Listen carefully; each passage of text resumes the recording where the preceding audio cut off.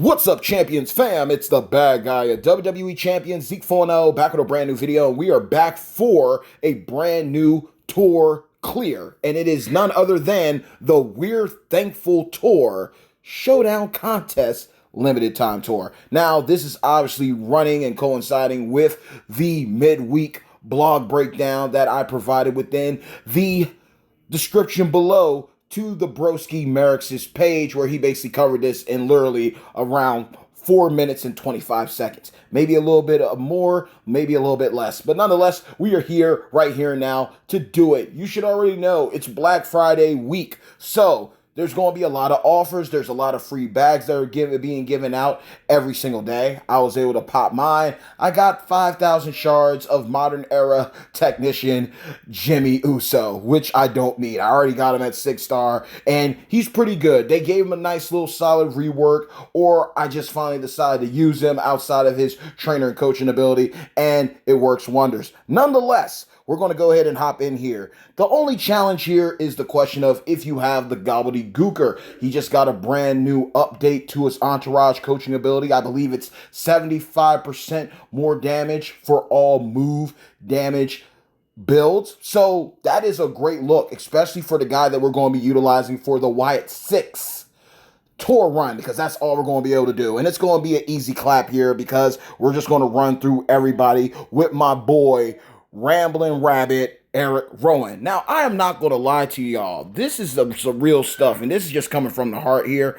When they do these midweek tours, I really wish that we got more drops from these so that we could be able to do what we got to do. Obviously, it's plus 99 MP era, so we're literally just beefing up everything for the move damage. We're literally stacking the finisher. So that's why we have Asuka Acrobat. That's why we have Io Sky. That is why we have Lita. That's why we have Hall of Fame $1 Million Man Ted DiBiase, because we're going to just beef up that finisher and put everyone to sleep. But I really wish moving forward, do us a favor, y'all. Do us a favor, good old folks over at Scopely. Next time you decide to do these tours, up the ante on the amount of medallions that we're getting. Especially, like, I can understand if you start off small, like in the first week, the second week. But when you're getting near that conclusion and you're not a big spender, the amount that you get from these your drops, from these tours, could make the difference of what you opt to actually get and what you walk away with. That's just me personally. I understand full-heartedly they want you to spend money so you can get your additional, right? I understand full-heartedly it is a business. But look at it from the other side too. Why would I want to play a game that in reality, even if I had a free-to-play route to go about stuff, when I go to clear out content, the drops don't match up the effort that has to be put into it. You know what I mean? You're already asking for me to utilize specific characters, which means either I already got that character or I'm going to pull to get said character. So then, if I need that character already, it's already behind a requirement block, hence the gobbledygooker that I mentioned earlier. Why am I going to get lackluster drops for the effort that I have to put in just to participate in said content? It's no different than the 6-star gold, blitz that I mentioned earlier, right? It's a great idea. It was great, and that's why I gave it its due. I gave it its flowers. But at the same time, too, some people had to end up, depending on how far you wanted to go with it, you could easily have grinded it out with 6-star goals of certain eras and classes and specific characters if you needed to. That's what I did in the end to get to the final milestone. I basically just spam ran OTC Roman Reigns, and I realized after the video he covered more than just one thing. When I was thinking about it, he covered the SmackDown requirement, he's covered the modern era requirement, the striker requirement, as well as the Anoa'i Maivia legacy requirement. So he covered 4 of those things. And the same thing could have been said about any version of The Rock too. He would have covered 4 things for you too. So nonetheless, that being said, I do strongly feel like, look at this. You use these characters, I get it. You're going up against some low scale right now on the normal mode.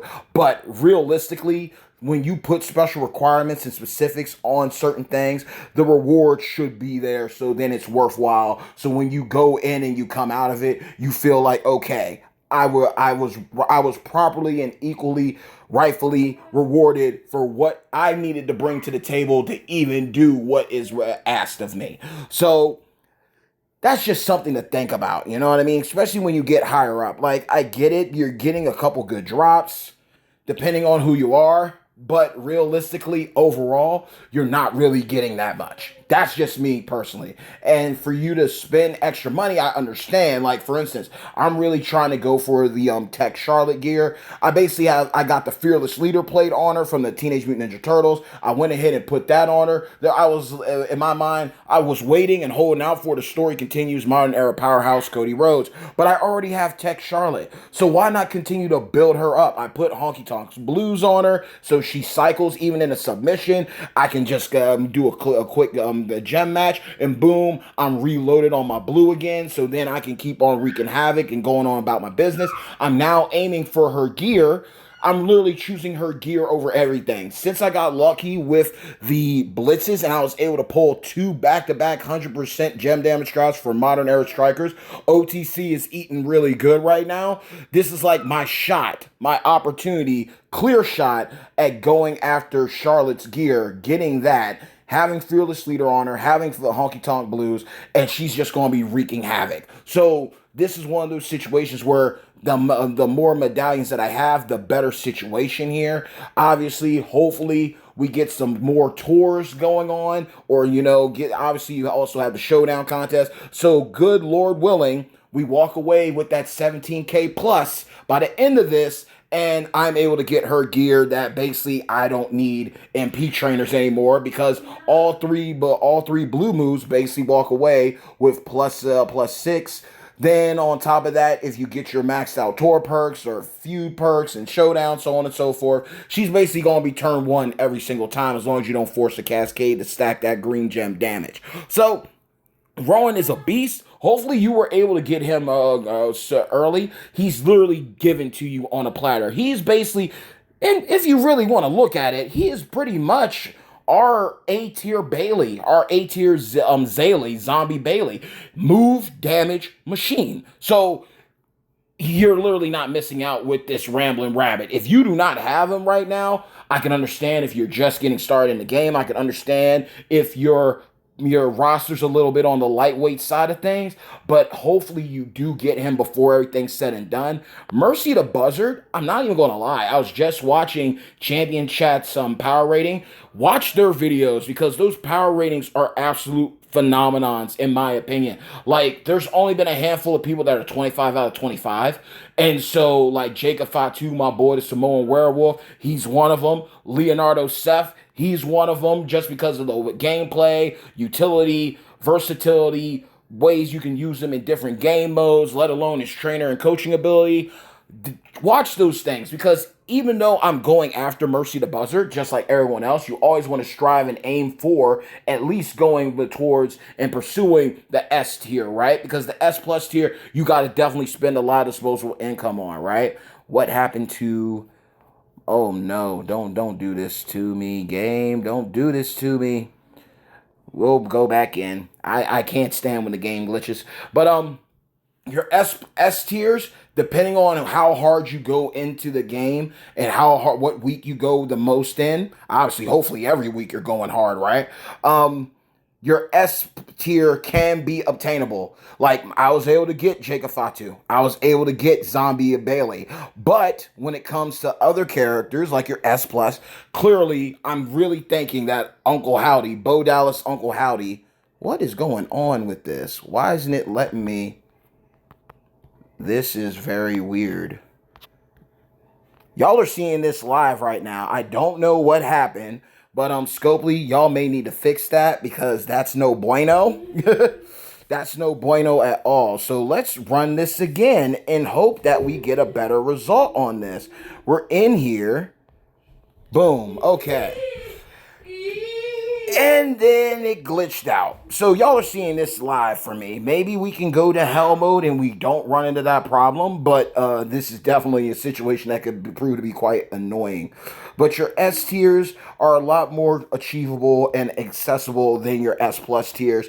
And I'm really getting a strong feeling Bo Dallas will end up being the trickster of the group. Because Joe Gacy is a showboat. Joe Gacy, Huskus a Pig Boy, is the showboat. Ramblin' Rabbit, Eric Rowan, Striker. Then, of course, we have Dexter Loomis, modern era technician, Mercy the Buzzard, and then we have Nikki Cross, Abby the Witch, being the powerhouse. So I would love for Bo Dallas to come into the game and be a modern era trickster. So you have a faction that isn't doubling up on a class. Just like similar to how they did the New Bloodline, right? New Bloodline, they did the same thing. Tonga Loa was a technician. Tama Tonga was a trickster. Jacob Fatu was was an acrobat. Solo Sokoa was a showboat, and then of course OTC Roman Reigns pulled up, and he was the striker. So I'm praying they go with the same thing. I love when they bring in new characters and we're not doubling up on resources with certain characters, because there have been plenty of times where they've introduced new characters and then next thing you know, here we are. Oh, we got 2 techs in the game. How lovely. You know what I mean? So they've done it more than once. I mean, the most recent thing is, of course, Mae Young Unbreakable, and then Uben Zigbar, if I said that correct without looking at the card, Ilya Dragunov. 2 techs in 1 month. So we'll see what happens. You know what I mean? We will see how things go once Bo Dallas is officially in the game. If it was anybody else, it would be sacrilege at this point. And on top of that, I mean, like I said, mystery character for our final entry for the Black Friday character. Again, I'm leaning toward it being Bray. He's been all over it. You fight him as the final boss of your Gauntlet Blitz. You fight him in the tours. He's the we're here was his saying for when it came to like just the Wyatt family, and of course now the Wyatt Six. So everything's pointing in Bray's direction. It would make sense and be poetic justice for him. Also, I also want to bring this up too. Even if we don't get Bray here, like the pitch black Bray with the gear and everything, or just having him in his regular street clothes, you know, with his hair up, in the nose piercing, the gauges in the ears. Even if we don't get that version of Bray with the pitch black match gear, I would be really cool and fine with him. People are leaning towards he will end up being inducted into the Hall of Fame. So I would be cool with Bray Wyatt even having a Hall of Fame version later on down the road. He doesn't have to be the Black Friday character just because the Wyatt 6 debut. I just think it would be poetic for another Bray to pull up a S+ tier Bray, the first of maybe 2, outside of the Hall of Fame version with gears and stuff, right? I think that would be really great to have in the game with the debut of the Wyatt Six. But y'all let me know again, who do y'all think it's going to be when it's all said and done? Because no lie, the one thing that they could definitely do, they really could do, and I think it would be absolutely phenomenal, not the phenomenal forearm AJ Styles, right? But absolutely phenomenal is similar to what they did with Mick Foley, right? They could do the same thing with Bray Wyatt. Now, hear me out. When Mick Foley's Hall of Fame came out, they have him as normal Mick Foley, but each of his gears was a different version and variant of our boy of Mick Foley. So you had Cactus Jack, you had Dude Love, you had Mankind. Why can't we do that with Bray Wyatt? Because look, Eater of Worlds Bray is gone. They reskinned him and made him into Xavier Woods because Bray was gone for a while. They reskinned him because he was an important MP trainer, right? But who's to say, right? And just bear with me here and hear me out. Who is to say we don't get a Hall of Fame Bray, and then you have a Eater of Worlds Bray for one gear? You have the other Bray, the Trickster Bray. I'm forgetting his epithet. I think it's like what, the New Face of Fear? Yeah, the New Face of Fear Bray. Then you also have a gold skin that is the Fiend. I think that would be absolutely amazing. So literally you could have Bray Wyatt, like when he returned, when he came back, right? When he came back from everything, when he made his debut at the end of the night, we could have him with the gauges and the nose ring as a statue. And then we could have the different color gears for him. So we could easily do that. We could run that route too. There's different ways that they could go about it. And so, I mean, y'all let me know in the comments below. I'm just a big fan of Bray Wyatt, but I think there's so many things that they could do to pay homage to him that it would literally make sense. Because then again, you could literally just have him pull up and have him dress as the Eater of Worlds first. Then the silver gear could be the new Face of Fear, and then the gold gear could be the Fiend. We could easily do that because they've proven that they can do it. But nonetheless, I mean, look, that was an easy clap. I don't think it's going to allow us to go in here. Yeah, there's something off with the last one for hard mode. So hopefully, Scopely, y'all get that fixed. As much money that gets put into this game, y'all can easily fix that and resolve that. But you know how it is. Easy dub if you have our broski, Eric Rowan, Ramblin' Rabbit, of course. Don't forget your showdown. It's getting ready to be on and popping. We got the faction contest, so make sure to do that. You're, of course, going to also get the opportunity to get some more stuff here. So go ahead and do your due diligence. Do what you're able to do. The requirements are simple. So Final Testament, obviously Akam, Razor, Tech Carrying Cross. You got The Miz, Gooker, OTC, Mercy the Buzzard. And just grind this out. I had a broski by the name of Abraham. He asked me, he was like, hey man, why don't you do the normal showdowns? And this is just me, agree or disagree with it. Personally, I feel that the normal showdown is a waste of time because we're constantly getting, we're constantly getting showdowns that have to do with the MLC, right? So in my opinion, what's the point of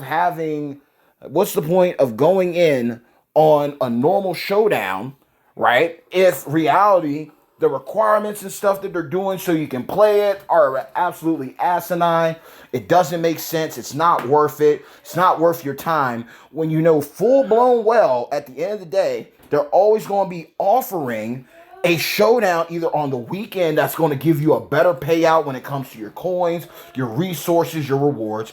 A midweek showdown with the characters that can be taken up to 6-star gold. Why do that to yourself? You know what I mean? Look at this. I get 16 runs right out of the gate for this showdown compared to the 6 for the normal one. So I understand what he means. Like, hey, if I got the certain characters to hit the criteria and the requirements, right? I get what he means. Like, I could work my way higher. And that used to be a thing of mine. I wanted to be number one in everything and anything, right? Be a part of the 1%.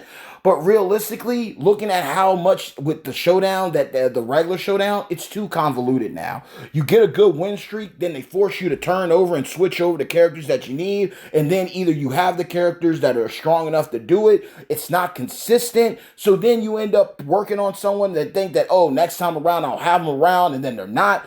It's just not worth it, in my opinion. I'd rather knock out the ones that pertain to the Master Manager, the Weekend, the Showdown characters. I'd rather knock those out and get more bang for my buck for my effort doing those than doing the daily one. That's just me. But I also can't knock somebody who wants to get as many coins as they can too. That's just, but I ought to each his own, right?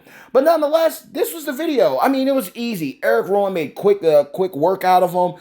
Gooker is back in full effect. I remember when he debuted, and I'm thinking, maybe one gentleman brought up the fact that Doink the Clown might have been one of the characters for Black Friday as well. And I'm also thinking maybe Gooker was too. I'm really trying to think of when Gooker debuted, but if he wasn't a Black Friday character, he came around the time of Black Friday. So one thing or the other, and his ability is, his new entourage ability, any color moves that deal damage will deal 75% more move damage. So, I mean, you could put that on Zaylee if you want. Zaylee really doesn't need it. But, I mean, it would just be overkill just putting her on there, you know what I mean? But, like, a guy like Rowan, a guy like Tamatanga, these are things that are going to help these characters out a lot.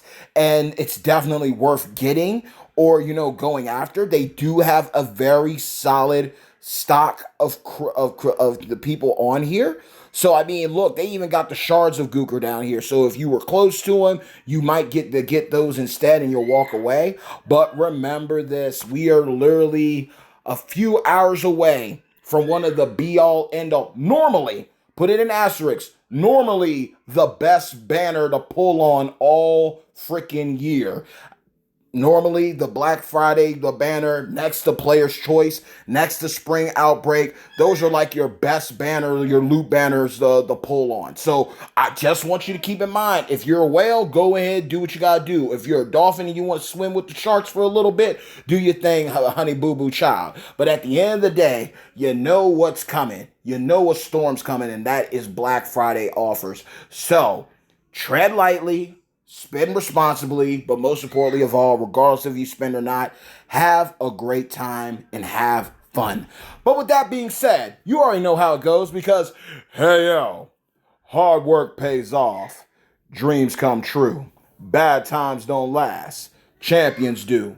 Mad love and respect to each and every single one of you, my beloved Champions fam. Like the video, share the video, but most importantly of all, if you haven't done so yet, but you like what you see, you like what you listen to, you like what you hear, and you want to stay up to date with yours truly, do yourselves a favor. It absolutely costs you nothing to do it, and regardless of what you do, at the end of the day, I'm at peace because I love making content one way or the other, regardless of who's watching. But if you really rock with me and you want to show your support, do yourselves a favor by making sure to drop a people's elbow on the subscribe button, as well as hit a razor's edge on the bell icon to receive all future notifications from yours truly, the one and only bad guy of WWE Champions, Zeke 4-0, the most electrifying content creator in WWE Champions Entertainment.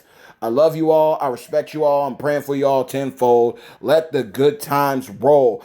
Once again, Gooker, yeah, he's fallen out of the meta before, but at the end of the day, he's still a great coach. And once again, let's just make a list, someone who's watched this video to the end, let's make a proper list of all the Black Friday characters if you remember.